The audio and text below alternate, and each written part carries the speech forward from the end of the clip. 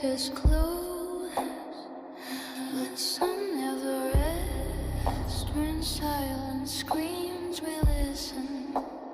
This is dead and wrong. Good morning, and welcome back, everybody. This is Dead and Wrong. I'm Liz, I'm Sam. and I overslept today. Yes, you did. We Called were, you 4 times. yeah, she called me 4 times. I must have thought they were my alarm, so I snoozed every single one of them. We were supposed to start recording at 10:30, and it is currently 11:30. So, yeah, we're doing great. I'm doing great. I should say, Sam is doing great. She got up, she's working on her spooky episode. She's almost done with it. I'm super proud of her. Um, I feel like I'm still halfway asleep. You are. I can see it. Shh. We hope you guys are enjoying this little binge drop of episodes. Just so you know, after episode 5, we will be lowering the release rate to 1 episode a week with random small bonus episodes every now and then. We really appreciate you guys tagging along so far. And now, here is what you are actually here for episode 3, The Wrongful Conviction of Amanda Knox.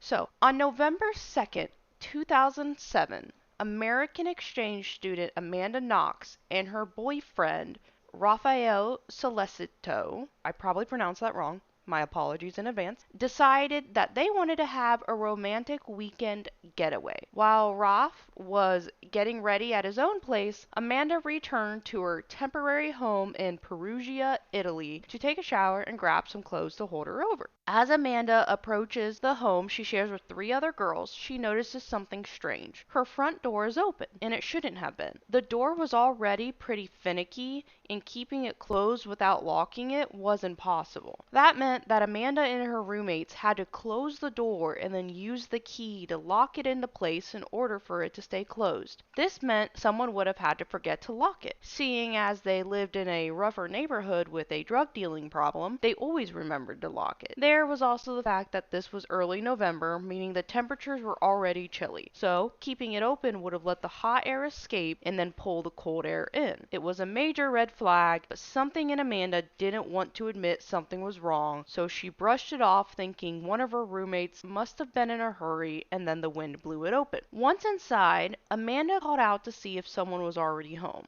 With no response, it made her theory of someone forgetting to lock it as they left seem even more possible. She looked around as an unsettling feeling filled her stomach, but nothing was out of place, nothing appeared to be amiss. Brushing the dark thoughts away, she gets into the shower and gets herself ready for her weekend. When she steps out of the shower, something new catches her attention. On her bathroom floor, there appeared to be a few drops of blood. Worried that her fresh ear piercings were bleeding, she immediately checked them, but they were healed with no kind of residue. Those darkening thoughts threaten to surface, but she quickly counters it with the idea that one of her roommates must have cut themselves while they were in the shower, and then they ran to the pharmacy in order to buy some band-aids. This would also explain the door. So Amanda heads into her room, packs a bag for the weekend, and heads back to her boyfriend's place. But the weirdness of the morning was starting to get to her now. So Amanda tells Raph everything and wants his opinion on if she should be more concerned or not. That maybe there had been more going on than she was willing to admit in the moment. He understands why she's feeling the way she does, so he suggests that Amanda calls the roommates, and she does just that. She calls her roommate Meredith Kircher first, no answer. Then her roommate Laura, which I wasn't able to locate a last name for Laura, so that's why I only put her first name in. And Laura also doesn't answer. And then finally,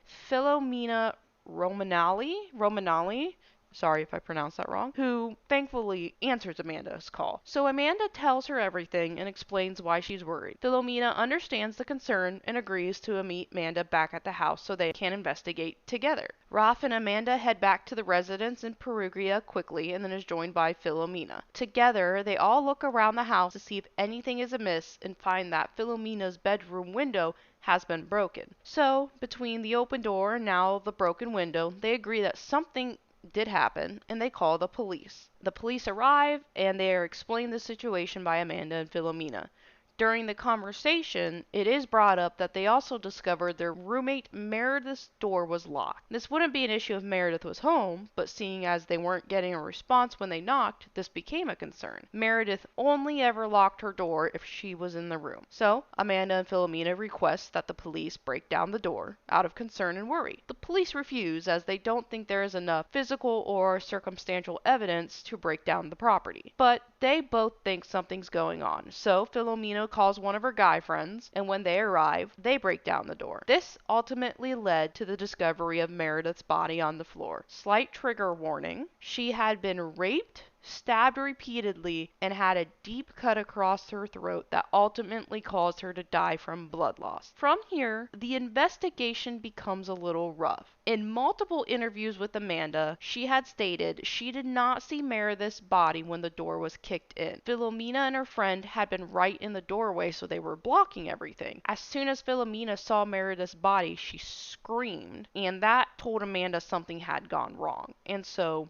scared, Amanda just clung to her boyfriend. There was also the issue was everybody was speaking rushed Italian during this, and she did not speak the language fluently. In an interview, Amanda basically said she spoke just enough Italian to get by, so she could only understand everything from people's expressions and actions.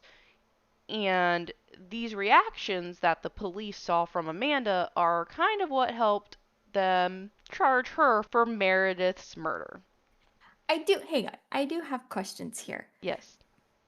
She goes home, the door is open. That's weird and unusual, and she's processing through herself. She goes and takes a shower, finds blood on the floor, and still just, okay, that's weird, holding it to herself. And then they find out a window's broken. Oh, that's weird, but we're going to hold it to ourselves and then go ask our boyfriend. No, though. Even I would see a lot of red flags there. No, they found the window was broken after they returned home with Philomena. Okay, but she still had like two things where she should have already been trying to call her roommates. There was probably also a part of her that they already lived in a rougher neighborhood. I feel like sometimes there's a part of you that doesn't want to admit something is wrong, so you Yeah, I kind of guess so. just move on. It's like when you hear a spooky noise and you don't want to admit it's a ghost, so you start coming up with different explanations for it. Like I do. Bringing that up, last night we were sitting on the bed and I like jumped really fast and my husband goes, "What's wrong with you?" I was like, "I think something touched my foot." And he goes, "Something probably fell off the bed." So I got off the bed and was looking around and went, "There's nothing down here, so something touched my foot." And he goes, "No, it didn't. No, it didn't. Watch TV." I was like, okay. That's what I would do. I'd be like, no, it didn't. No, it didn't. So right away, at the start of the investigation, Amanda becomes the main person being interviewed, with her boyfriend following closely behind. Originally, to keep Amanda less suspicious of what they were thinking, they stated that they believed since Amanda was the closest person with Meredith, that she would be able to help discover who the killer was. During the days of interviewing, Amanda commented about wanting to leave and go home, but they pushed more on this helping story, like, no, you can't go home, we need you, like, we need you to help us. Well, once they learned that Amanda's family was flying to the country, they then placed Amanda under arrest. It was discovered then that Amanda was not only being questioned the most, but her phone had been tapped, and it was the only one out of the whole like friend group slash extended friend groups that had been tapped. And because they tapped her phone, that is how they learned that Amanda's family was on their way. When she was asked why she was being placed under arrest, the police told her that they believed she had been in the room when the murder occurred, but she was so traumatized by it that the memory of the killing was basically shoved down into the deep, dark depths of her memory, and she just couldn't recall anything. In an interview, Amanda said that after this, they told her that either she had to remember what happened or when her family showed up, she wouldn't be allowed to see them. Let's note, all of these interviews were being done overnight. They weren't allowing Amanda to eat, and when they questioned her on everything, they were doing it in a way that made her confused. So they'd be like, "You stayed at your boyfriend's house the night of, right?" And she would be like, "Yes." And then they'd be like, "Well, are you sure you were there all night, or do you think you could have left at some point?" And again, she'd be like, "No." I stayed there all night. They continued with, so what'd you eat for dinner? She'd explain it. They'd be like, are you sure you ate that for dinner? Are you sure you didn't eat something else for dinner? She would always reiterate, no, I ate the same thing. And then, well, what time did you eat dinner? She'd be like, I ate dinner at 6:30. And they'd be like, are you sure it was at 6:30? Are you sure it took an hour to eat? Are you sure it didn't take a 30-minute? So they were basically changing little itty bitty things to make her question herself. And it should be noted, Rolf was being questioned at the same time. So Amanda was straight up and told them that she didn't remember everything at the exact time in terms of hour, minute, second, but she knew roughly what time. So, for example, she would be like, I can't tell you that I ate dinner at, 6:31 with 32 seconds in the clock, but I roughly ate around 6:30. Like a normal person would be able to say. Exactly. And then, after this was all said and done, during one of her interviews, someone came in and told her, hey, we know you're lying. Ralph told us everything. He told us that you weren't with him all night long. Well, this wasn't true at all. What Raphael told them was that she was with him and that they even went to bed together. Well, then the police twisted this statement and was like, oh, so while you were asleep, there was a chance that Amanda could have left and you wouldn't have known. And he told them theoretically this could have happened because, he was sleeping. He was unconscious. He didn't know what was going on, but Amanda was there when he woke up. So this led the police back to the part where something happened, Amanda became traumatized, and she can't recall what happened. So the police then took Amanda's phone and they continued to go through all the records, looking at text messages and call logs. And in the text, they found a message from Amanda and her boss, Patrick. Amanda just worked for a local dive bar. And so Patrick sent Amanda a message that night saying, hey, it's a slow night at the bar. You don't need to come in. And Amanda simply responded with, okay, have a good night. See you later. And that is a direct quote. So what did the police do with this? They claimed this line of messaging was an indication they were going to be meeting up later that night, and being the good civil servants they were, they helped Amanda with her memory problem by telling her what happened that night. So according to the police, Amanda waited for Ralph to fall asleep for the night. Once she confirmed he was sleeping, she got out of bed, left his residence, met up with Patrick at an unknown location, let Patrick into the house, and then let him rape and murder Meredith. Apparently, he wanted to do this from the moment he saw her when she randomly walked into the bar to see Amanda one time. Amanda watched everything that he did, and after realizing it was too much, she blocked it from their memory. The police pushed the story onto Amanda more. Ridiculous. Yeah. So they pushed this story onto Amanda more and more. They tried to make her feel like a victim, stating she had been manipulated by her boss into letting him into the house. And eventually, they did finally break her in a way. Between the sleep deprivation and confusion, she stated it could have been possible for something like that to happen. And that was what they needed. They wrote out a statement about what happened and had her sign it. She didn't write the statement. They wrote the statement. And she had been up for a few days with hardly any sleep. So I think there was a part of her that was also just done. So after she signed the statement, they typed up the report, submitted everything, located Patrick, and arrested him. They claimed Amanda and Ralph were both accomplices in the murder, so they were also arrested and taken to prison. Amanda noted that this was odd because Patrick and Ralph had actually never met, but her brain was fried. So at this point, I also want to make notice there was no physical evidence, and the only thing they were going off of was scant, very confused testimony. But it was enough for them. Well, that was until some of the physical evidence they submitted returned from their labs, and none of the DNA returned to Patrick, Amanda, or Raph. And people were now coming forward stating Patrick was out all night and that they could testify for this, which meant Patrick had a solid alibi that the police couldn't fight. So you would think, Why didn't the police look into his alibi before they tried to arrest him? oh, it gets better. So the evidence that had been found and returned was DNA. This DNA returned to a male named Rudy Gudo, probably pronouncing that wrong. I apologize. Again, Rudy was known to be a local burglar whose MO was breaking and entering. He was also known for having an aggressive attitude towards women and whose weapon of choice was a knife. When looked for, it was discovered that he had left the country and went to Germany shortly after the crime had been committed. So, any normal person, including everybody listening, would think, okay, like they have the guy, now they go chase him down, and everyone's free to go. Wrong. So, this did nothing for Amanda and Rolf, whose only alibis were each other. And on top of that, the police clearly were not willing to admit that they fucked up. So what did they do? Yeah, they just like swapped Patrick and Rudy. So now Rudy was the main guy, but Amanda and Rolf were his accomplices. And suddenly, Amanda was a lot more involved than just watching. The manipulation by her boss turned into Amanda orchestrating a sex orgy that somehow turned into two men holding down Meredith as Amanda stabbed her to death. But they didn't find her DNA evidence there. Nope. So, it was also now that Amanda did return to the house in the morning, like we originally stated. She went back to shower and grab clothes, but then she also used this time to clean up all traces of her own DNA and Rolf's DNA while only leaving Rudy's DNA behind so they could place the blame for everything on him. But how could you go back and clean a place and only clean up yours and your boyfriend's DNA? yeah, and plus how can you see exactly where all the DNA is so it's just one person's DNA? Yeah, that's not But possible. Yeah. So, but according to Rudy, who was located and brought in for questioning, something completely different happened. You see, Rudy had met Meredith on Halloween Day, so one day before the murder. They chatted, and they just decided they were going to hook up.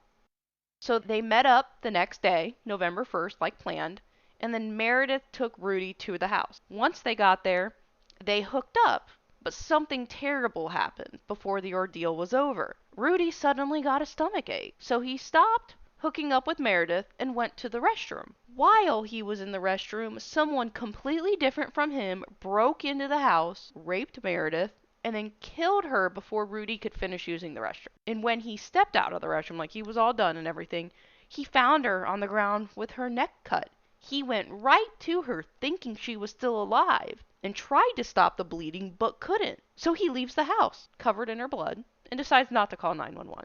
In fact, instead, he goes home, changes his clothes, goes to a nightclub, dances all night long, and then decides to go to Germany where he feels like he needs a new identity. That's what Rudy said? He didn't explain why he needed a new identity, but he said he needed a new one. So he said that he basically got the shits, and while he was pooping his brains out in the bathroom, somebody came in and killed the girl he was hooking up with? And also raped her. That's why his DNA's inside of her. It was consensual. There was no way he raped her. His DNA's not there out of rape. All right, let's keep going. So the investigation continues, but the story of what happened changes multiple times between like the investigation and the end of the trial. The base story always remains the same though. Amanda was simply a cunning liar and manipulator and used her feminine charms to get two men who didn't know each other to rape her roommate and hold her down as she killed her. The reason why it happened constantly changed. The crime was a satanic occult ritual because it was right after Halloween. Another one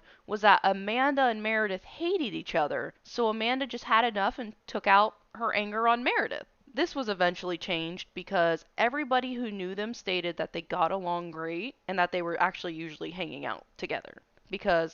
So Meredith was a British exchange student, while the other two roommates were Italian citizens. So Amanda and Meredith both spoke English. So it was easier for them to hang out. Another storyline was Amanda was a sex-depraved criminal who was potentially on drugs, and the drugs caused her to do a murderous sex game. This also was proven false because Amanda has no history with drugs whatsoever.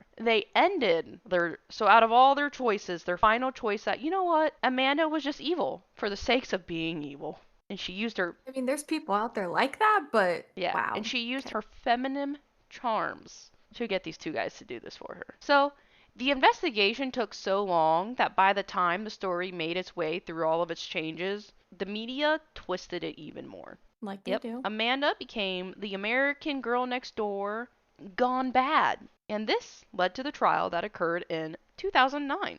So Rudy was charged with rape and murder and was found guilty. He was sentenced to 30 years, but with a plea deal, got it dropped down to 16 years. Amanda and Rolf were charged for murder, faking a break-in, defamation, and sexual violence. Amanda received a term of 26 years in prison, and Roth got 25 years. The sentencing, this sentencing, was not the end of this story. So Amanda and Roth both appealed their sentences. This appeal took 2 years. During this time, the courts ruled that there was no physical evidence tying either of them to the crime, and so both of them were released and the crimes were dropped. So it took 2 years, so that means that we're now at October of 2011. Well, Amanda discovered that in Italy, the prosecutors can actually appeal verdicts, meaning they can go against them, and this includes when people appeal their sentences and it's approved. So Amanda and Roth were retried for their crimes and sent back to jail. This occurred in March of 2013, and they were officially charged in January of 2014. And they did this based on a note Amanda composed at the police station that did not involve Rudy, that confirmed that Amanda and Rudy were together in the apartment while Meredith was being attacked. In a previously unexamined DNA that was found on a kitchen knife of Raph's that they claimed was the murder weapon. What? Yeah. So they magically found this murder weapon in Raph's that wasn't examined prior. Yeah. So, in March of 2015, this whole case was finally brought before the Supreme Court of Cassation, which is basically Italy's Supreme Court. Like how we have our Supreme Court, this is Italy's Supreme Court. Okay. They ruled that this case had no foundation, and Amanda and Roth were definitively accused of the murder. This basically means that the prosecutors cannot try them again later. They were done. They could not be tried for this again. So Amanda and Roth were finally set free, and they were done with the whole ordeal. But the other guy's still in jail? Yes, they kept Rudy in jail. Okay. So let's talk about what the police did wrong. So we're going to start off by what the Supreme Court had to say, because they pointed out flaws. They claimed that there were flaring errors, investigative amnesia, and guilt omissions. Basically saying, this whole entire thing is fucked up. And these omissions are bullshit. They claim... It was make-believe. Imagination. They claimed the prosecutors failed to prove the whole truth to back up the story they wrote. Literally, the story they wrote. They didn't have the evidence to go with it. They didn't have any evidence. They stated there were sensational failures in the investigation, and then stated that the lower court was guilty of culpable omissions in ignoring expert testimony that showed that there was contamination of evidence. Outside of what the Supreme Court had to say, detectives later admitted that they simply went with their investigative instincts and that they had a gut feeling it was either Amanda or someone who was close within the household. They felt it was impossible that some random person broke in and did this, and they just, when it first happened, they just didn't think Amanda was acting right. She was just standing there hugging her boyfriend. She wasn't acting as scared as everybody else. But as we know, everybody reacts differently. And on top of that, Amanda didn't see the body. No. Philomena did. She didn't see the body. So she screamed, but she didn't see the body. She didn't see the crime scene. She heard the scream, immediately went to her boyfriend. And on top of that, they were all speaking super rapid, fluent Italian. She didn't. She spoke bare minimum. So she didn't even understand what they were saying. And personally... What was that look for? I'm trying to understand what I wrote. It says, I don't think that was the case at all. Oh! Wow. I figured it out. So what they believed happened, I don't think that was the case at all. I believe that this case had brought on international media attention too soon, and that they didn't want the pressure, so they just got a story out there. They went with an easy story, and when their story went south because of the reveal of Rudy's presence within the case, they didn't want to admit how wrong they were, so they just kept Amanda and Roth a part of the story. You know, it was easy to say that they got two individual men mixed up rather than saying we fucked up and blamed three people who had nothing to do with it. Yeah. So this case is clearly a case where the police fucked up. They got a little too big for their britches, and instead of admitting it, they were just willing to convict two innocent people and let them spend the rest of their adult lives in jail. Now, on a happier note, a true example of strength and resilience is that through all of this, Amanda is striving and thriving. As of 2023, Amanda is happily married with two children. She focused on her career and became a journalist, author, producer, and public speaker. She also has her own podcast called Hard Knock that kind of discusses life's challenges, everything people can go through, what you have to do to continue pushing forward, and then uses examples of everything she went through to help explain it. She also works with the Innocent Project to advocate for others who were wrongfully convicted, and then she speaks out about the dangers of false confessions and how the media can change everything. Now, there was a lot more after Amanda's release, but what's left has less to do with the investigation and more about everything Amanda pushed for, including like the financial troubles Amanda went through, and then Amanda and her family recovering from the trauma, and Amanda having to rebuild her life. Obviously, we could easily go into more about after the fact, but this is more about the investigation. Amanda has been through a lot. She lost a good friend, she was blamed for the horrific death of her friend, and then was torn apart by the media and Italian justice system. And today, this just kind of proves the kind of strength that she had. So, to make it clear, what happened to Meredith was tragic and horrid. What happened to Amanda was god awful. What happened to Raph and Patrick was also horrible. And in my opinion, the Italian police are just as much to blame as Rudy. At the end of the day, it is better to admit that you were wrong from the get-go rather than being found out as a liar and it being discovered that when you had the chance to fix things, you just continued to lie. Oh, and to this day, the Italian police still have yet to apologize. Like they've made no official apology to Amanda and Ralph.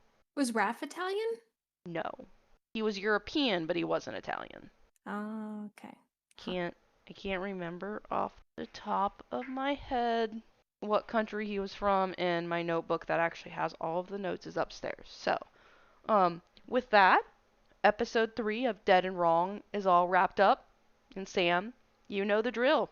What's your opinion on this whole messed up situation? Well, this time I kind of made my little inputs while we were going through it. Um, I don't I don't know. I mean, we know that you can't keep somebody up for a long period of time because when the brain starts to, get sleep deprived, it just starts going chaotic. I've been up for 36 hours and our friend could testify to this. I get stupid giddy and then I couldn't even remember state names or where states were. Like, it was ridiculous. It was really bad. So trying to sit there and having to remember stuff like times and where you were, that's not going to happen. Your brain cannot do that being up for a long period of time. So that's a huge mistake in general there, which we do know police officers do that quite often to people. They do. It's, Yeah, they do. some But places are getting away from it because once the defense attorneys find out that's how they were questioned, they usually get it thrown out because when people make statements, the statements can't be made under duress. They can't be made under shitty circumstances like you have to be willing to make it, you have to have a lawyer present, and you have to be like in full cognizant mode. Oh, and before I forget, that just reminds me, they didn't allow Amanda to have a lawyer with her while she was being interviewed. but other countries do things differently, so that would have to be Well, there's a part of me that thinks because she's an American exchange student that they at least had to alert the American embassy. true. I would think they'd have to do that as well. But I mean, who knows how laws work in different countries? Everybody has different things. But I don't know. I think there's a lot of not think there was a lot of crappy scenarios and situations going on in here. And it's just I think one of the things that is really sad is Meredith, the one who, Went through everything. who was found deceased, her whole situation got swept under a media frenzy of, who did it, instead of, I guess, remembering who she was as a Oh no, person. that's true. One of the places I went to go get information from this case was an interview done by Amanda, and she said both Meredith and Rudy's names were just swept under the rug. It was all about her being this sex-crazed American woman. Yeah, that's horrible. Like it's not about her, it's not about Rudy. This whole thing should have been about Meredith and what happened to her. Yeah, finding her killer, yes, is very important, but you can't forget about the person who had the horrific situation done to them. By the way, I looked it up. You do have the right to a lawyer in Italy. It's one of your fundamental rights over Huh. there. So they fucked up one of her fundamental rights. There you go. There's another one to it. Yep. But hopefully they've learned now. I don't know. They haven't apologized yet, so. Well, apologies from people or things, don't happen very often. But like I said, at least at this point, Amanda is thriving and she is doing amazing work for the world. We need people Yep. like Amanda. Yep. All right. We do. And with that being said, if you have any cases or stories, ghost stories, any hauntings, anything like that you want us to read, please send us information. Sorry, I glitched. I've been doing that all day. You're fine. I'm still glitching. Please send them to deadandwrongpodcast@gmail.com. And we do There have it is. socials up and running. We will provide updates of episode releases and any fun things we come across, and this can also include anything you guys send to us and give us consent to post. We will have Facebook and Instagram, and you can listen to these episodes on Spotify and YouTube, and everything that we have now and everything we will have in the future will all be under Dead and Wrong Podcast. And we will see you probably right after you get done listening to this episode with episode 4. And cue the ending book line that we still have not You said created book yet. line. By the way, if you guys want to send us potential opinions of cue lines that we could end this podcast with, we'll kind of decide. We'll look at all of them and decide, and then whoever is the winner will get a special shout out whenever we get the cue. Why are you giving me that look? I don't know. We can do that, in the future, like episode 10, we'll be like, and here's the brand new cue line. Shout out to Jane Doe with her excellent idea. And with that, I'm going to say bye because Sam is judging me. So bye. Bye.